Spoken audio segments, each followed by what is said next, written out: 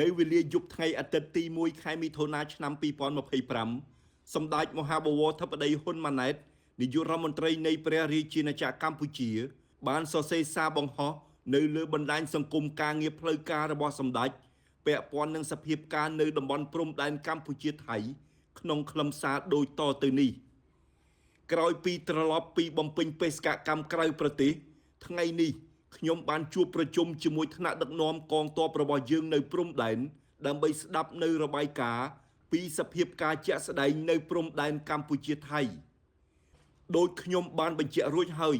កម្ពុជាប្រកាន់ជំហរដោះស្រាយបញ្ហាព្រំដែនដោយសន្តិវិធី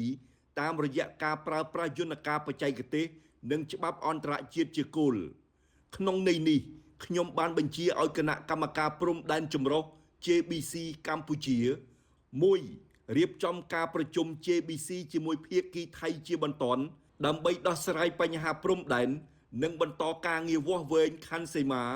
និងបោះបង្គោលព្រំដែនរវាងប្រទេសទាំងពីរ2ត្រៀមដាក់ចូលក្នុងរបៀបវារៈសម្រាប់កិច្ចប្រជុំ JBC ពាក់ព័ន្ធនឹងការយកប្រាសាទតាមាន់ធំប្រាសាទតាមាន់តូចប្រាសាទតាក្របីនិងតំបន់មុំ3ទៅតុលាការយុត្តិធម៌អន្តរជាតិ ICJ តែម្ដងដោយសារក្នុងពេលថ្មីនេះស្ថានភាពឈានដល់ចំណុចក្តៅនៅតំបន់មុំ3ប្រាសាទតាមាន់ធំប្រាសាទតាមាន់តូចដោយមានសកម្មភាពជាបន្តបន្ទាប់របស់ក្រុមជ្រុលនិយមមួយចំនួនតូចបានបំផុសនៅចលនាជាតិនិយមក្នុងប្រទេសទាំងពីរដែលអាចឈានទៅការប្រឈមមុខដាក់គ្នាសារជាថ្មីនៅពេលខាងមុខខ្ញុំសង្ឃឹមថាភាគីទាំងពីរនឹងអាចធ្វើការជាមួយគ្នាដើម្បីឈានទៅរកដំណោះស្រាយបញ្ចប់ការវិវាទនៅតំបន់រសើបទាំងនេះក៏ដូចជាបន្តការងារវាស់វែងខណ្ឌសីមា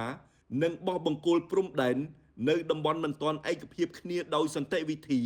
ផ្អែកលើមូលដ្ឋានបច្ចេកទេសនិងច្បាប់អន្តរជាតិខ្ញុំសូមបញ្ជាក់សារជាថ្មីម្ដងទៀតថាបើទោះជាកម្ពុជាព្យាយាមដោះស្រាយបញ្ហាព្រំដែនដោយសន្តិវិធីតាមយន្តការបច្ចេកទេសនិងច្បាប់អន្តរជាតិក៏ដោយក៏កម្ពុជានៅរក្សាសិទ្ធិក្នុងការការពារបូរណភាពទឹកដីរបស់ខ្លួនតាមគ្រប់មធ្យោបាយ